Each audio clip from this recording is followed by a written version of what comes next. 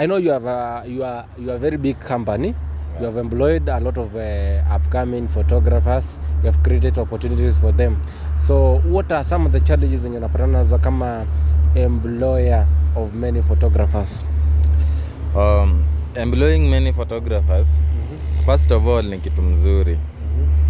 Ni vizuri ku create opportunities for others. Ni vizuri ku create opportunities for others. For example, like me niko na kamera 8. I have 8 cameras. Na zote ni Canon. So hizi mimi natumianga kamera moja, natumia R6 Mark II. But ya wengine kuna wa 250 na R8. So tulienda kazi mahali, tukaenda graduation, of course tulijigawa, tuenda shule moja. So tukaenda mahali ile time ya kulipwa. So graduation ni mnaenda kazi ama mnaenda? Graduation tunaenda kazi. Sasa tunaenda tuone siku itajipa aje. But the more you employ more people, hizo camera ni za hustling. Ni za hustling. The more you employ more people, the more you bring more trouble. Aje sasa mzee. Like unaweza pata kamera moja inanipea kitu kama 3000 na kamera nyingine inanipea 400. How? Ukiuliza mtu mbona unanipea 400, anakuambia like lazima tutoe expenses. Acha tu minus. Huyo 400 amepata pesa ngapi?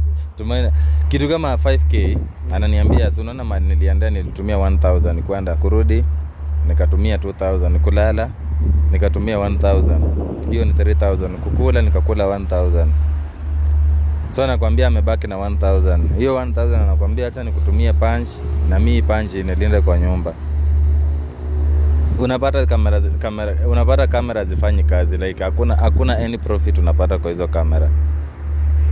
So mzee anaweka expenses mingi unnecessary na pia luxury kama pombe. Bro, inafaa ujue as a photographer umepewa kamera na mtu, inafaa ujue like kuna kitu inaitwa sacrifice. Kuna kitu inaitwa sacrifice. Lazima sacrifice career zako toka kazi yako. Toka kazi. Ukipata 5k unakata half. Wewe unatumia 25, wewe akula 25. Unaona? Expenses hizo ni sides zako.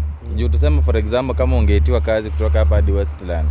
Utaambia kampuni kutumia pesa fare, so utajipeleka.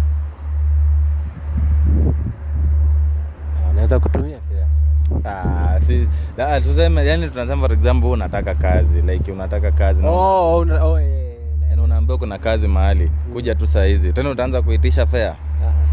Si utakopa uende. So expenses, what I'm trying to mean, expenses hizo ni vitu za vitu za kazi. Starehe zako. Na photographer muache ulevi. Kwani umekuwa na mlevi kazi yako? Kuna photographer fulani nafanyanga naye kazi ni mlevi excess. Analewa, anapatiana kamera huko. Tulikuwa Mombasa huko Mama Ngina. Tumetulia kwa beach. Napatia photographer kamera record video. Unapata mtu wako ndani ya maji ndiye ako na kamera. Na ni Mwarabu. Imemfikia aje? Tena. Photographers, ulevi si kitu mbaya. Lakini kuna time ya kulewa. Si time ya kazi unaenda kama umelewa. For example, kama photographer wangu mmoja alipatiana kamera kwa mtu simjui, kwa Mwarabu. Namuuliza kamera iko wapi? Kamera iko ndani ya maji na Waarabu. Juu amelewa. Ulevi hapana. Photographer ulevi hatukatai, lakini kuna masaa ya kulewa after kazi. Yeah.